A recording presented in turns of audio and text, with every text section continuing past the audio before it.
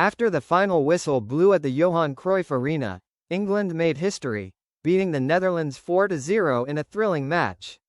Tears, laughter and blood were shed on the pitch, but as night fell over Amsterdam, a whole new chapter began.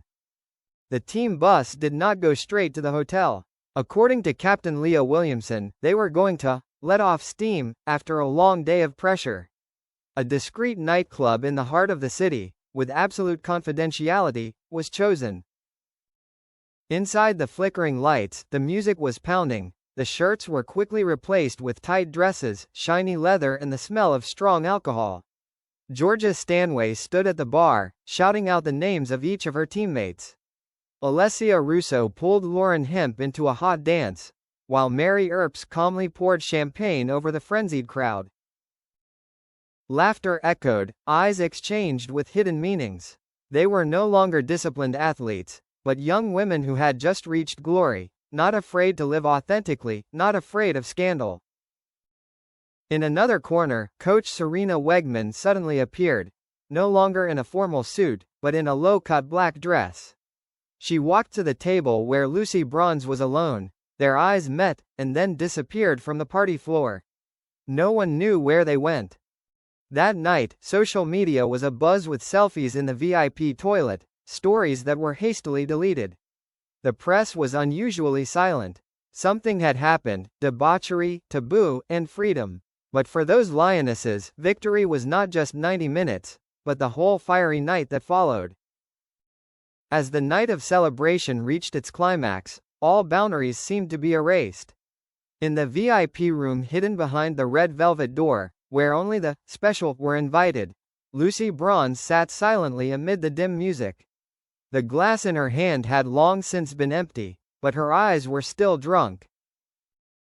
A gentle hand rested on her shoulder. It was Ona Batlle, her former Barcelona teammate, who had been more than a friend. Ona chuckled, her eyes half joking, half challenging.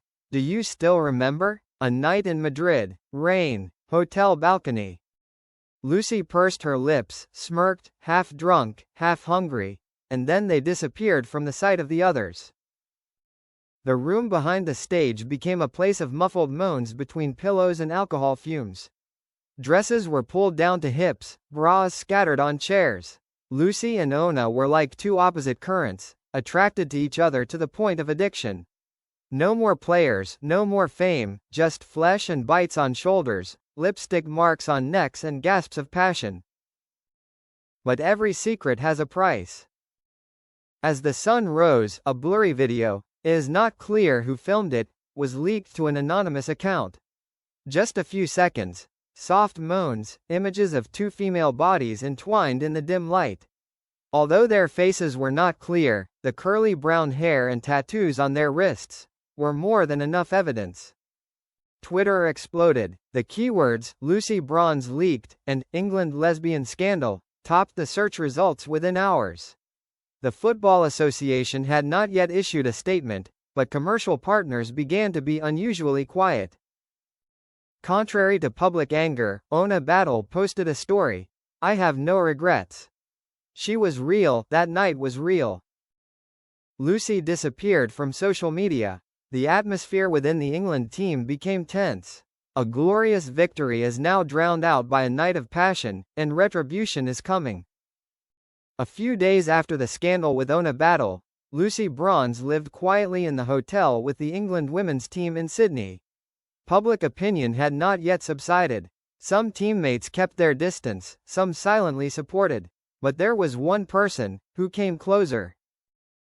Chloe Kelly, the bright-looking, cheerful-voiced one, but with eyes as sharp as knives. She was the first one to knock on Lucy's door at 1 a.m., carrying 2 cans of beer and a deliberate smile. "I think you need someone who really understands you," Chloe said, as they sat on the 14th floor balcony, where the cold wind blew through the thin hem of her nightgown. Lucy smiled faintly. "And you think it's me?"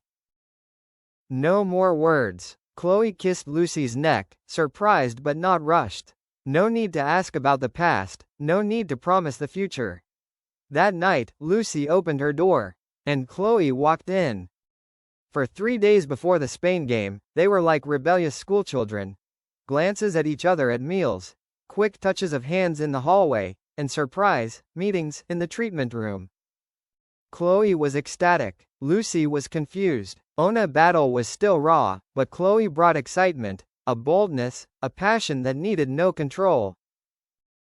The night before the final, while the team was resting, Chloe snuck into Lucy's room one last time. No matter what happens tomorrow, I'll score. But tonight, I want you to be mine. A moan was swallowed by the luxury hotel pillow. Lucy almost trembled in Chloe's arms, a mixture of guilt and longing. Something inside her was breaking, but she couldn't stop. The next morning, Lucy walked out onto the pitch with the team, her eyes sunken from lack of sleep, but her gaze burning. The match against Spain awaits, and unknown to anyone, Lucy's heart is divided into three. Between a past night with Ona, a secret present with Chloe, and an uncertain future between scandal and glory. 24 hours later, the British press simultaneously released shocking news. Lucy Bronze and Chloe Kelly had an ambiguous relationship right before the match. Evidence shows that the love triangle between Bronze, Kelly and Ona Batlle is the cause of the rift within the team. Leaked text messages show Chloe and Lucy had a secret relationship right at the hotel before the final.